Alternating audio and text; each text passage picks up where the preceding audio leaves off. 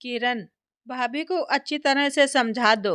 मेरे सामने मुंह खोलकर खड़ी ना हो जाया करे। बहुओं का खुला सर मुझे बिल्कुल भी पसंद नहीं। मम्मी जी ने अपनी बेटी किरण को कहा, जो अपनी नई नवेली भाभी के कमरे में खड़ी थी। मम्मी जी तेजी से चलते हुए कमरे में चली आई थी। कामनी का सर खुला था। कामनी ने सोचा कि कमरे में हम तीन औरतें ही तो हैं, इस वजह से उसने सर पर पल्ला लेने की जरूरत नहीं समझी। कामनी को बड़ा अजीब लगा ये सोचकर कि मम्मी जी के सामने उसे हर वक्त सर ढक कर रहना पड़ेगा। उसे याद आया जब उसके पापा के सामने उसकी भाभी सर ढक कर रहती थी तो पापा ने खुद ही उन्हें मना कर दिया था, ये बोलकर कि बहू, ऐसे घूंघट में तो तुम्हारा घर में रहना मुश्किल हो जाएगा। मेरे लिए जैसे कामनी है वैसे ही तुम भी हो। तब से उन दोनों में बाप बेटी का रिश्ता बन गया। सब एक साथ बैठकर हंसते बोलते खाते पीते। दोपहर को मम्मी जी की मित्र मंडली बहू को देखने आई तो कामनी उनके पास बैठने लगी। तभी मम्मी जी ने टोका, बराबर में कहाँ बैठ रही हो, वो पीढ़ा लो और उस पर बैठो। बहुएं बराबर में नहीं बैठती। फिर पड़ोस में रहने वाले मोहित की अम्मा की तरफ देखकर बोली, तेरी बहुरिया तो इतनी बढ़िया है कि अगर पीढ़ा न हो तो जमीन पर ही बैठ जाती है, पर बराबर में बैठने की हिम्मत नहीं करती। एक ही दिन में कामनी का दम घुटने लगा। किरण ने एक दो बार मम्मी जी को समझाने की कोशिश की, पर सब बेकार था। मम्मी जी अपने आगे किसी की चलने नहीं देती। कामनी के कमरे और मम्मी जी के कमरे के बीच एक दरवाजा था, जो कामनी और शोभित की शादी से पहले खुला रहता था। रात में कामनी उसे बंद करने लगी तो मम्मी जी ने टोक दिया, बंद करने की क्या जरूरत है, पर्दा तो पड़ा है। शोभित और कामनी को अपने बेडरूम में भी प्राइवेसी महसूस नहीं होती थी। कामनी कमरे में रात में नाइटी पहनती तो मम्मी जी ताना मारने से नहीं चूकती। बोलती, हमने तो रात में भी कभी साड़ी के अलावा कुछ और नहीं पहना। आजकल की बहुएं पतियों को रिझाने के लिए कैसे कैसे कपड़े पहनती हैं, हद हो गई बेशर्मी की। और न जाने क्या क्या। जबकि कामनी कमरे में से निकलने से पहले नाइटी बदलकर साड़ी में ही मम्मी जी के सामने आती थी। कामनी सर धोकर बाल सुखाने धूप में बैठती तो मम्मी जी वहीं मंडराती रहती और ताना मारने से नहीं चूकती। मुझे नहीं पता था कि तुम सिर खोले बैठी हो, वरना मैं ना आती। कामनी के घर से किसी का फोन आता तो मम्मी जी कान लगाकर सुनती।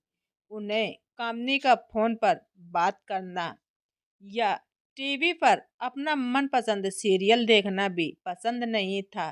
कामनी को लगता शादी ना हुई जैसे उम्र कैद हो गई। मम्मी जी रोज नाश्ते में पराठा बनवाती थी। कामनी को सुबह सुबह नाश्ते में ब्रेड या पोहा आदि हल्का नाश्ता करने की आदत थी। उसने दबी जुबान से कहा तो मम्मी जी बोली, हमारे यहाँ ये चटर पटर कोई नहीं खाता, पराठा खाओ, धीरे धीरे आदत पड़ जाएगी। गर्मी के दिन थे। शोभित की शादी से पहले मम्मी जी अपनी और शोभित की खटिया आंगन में बिछवाती थी। उन्होंने कहा, कामनी के लिए भी एक खटिया डलवा देते हैं। कैसी ठंडी ठंडी हवा चल रही है, अगर अंदर सोएगी बेकार में कूलर चलाकर बिजली खर्च करेगी।